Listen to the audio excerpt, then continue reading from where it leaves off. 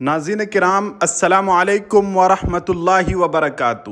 حق بات Urdu news India channel کے معزز ناظرین کو بڑے افسوس کے ساتھ مولانا کلیم صدیقی کے بارے میں یہ اطلاع دی جاتی ہے کہ آج 3 جون کو مولانا کلیم صدیقی صاحب کے ایڈوکیٹ اسامہ ندوی کے ذریعے یہ خبر دی گئی ہے کہ مولانا کی جو عرضی جو ہائی کورٹ میں دی گئی تھی ضمانت کے لیے، اس کو ہائی کورٹ نے بھی خارج کر دیا ہے۔ انا للہ و انا الیہ راجعون۔ آپ لوگ حوصلہ بنائے رکھیں اور حضرت والا کے لیے دعائیں کرتے رہیں۔ ابھی سپریم کورٹ کا دروازہ کھٹکھٹانا باقی ہے۔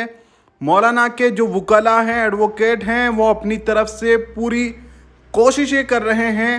یقیناً ہائی کورٹ کے بعد ایک سپریم کورٹ ہی بچتا ہے جہاں مولانا کے انصاف کے لیے آواز اٹھائی جائے گی اور وہاں پر بھی یاچکا داخل کی جائے گی۔ تو اب سپریم کورٹ میں مولانا کے وکیل کی طرف سے دیکھنا ہوگا کہ کب ان کی ضمانت کے لیے عرضی دی جاتی ہے۔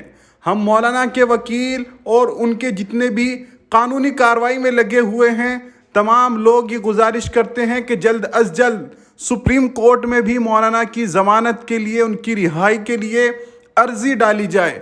اور آپ سب لوگوں سے درخواست ہے کہ زیادہ سے زیادہ حضرت والا اور جو ان کے ساتھی قید میں بند ہیں ان کے لیے دعا کرے کہ اللہ سبحانہ و تعالیٰ ان کو جلد از جلد رہائی نصیب فرمائے۔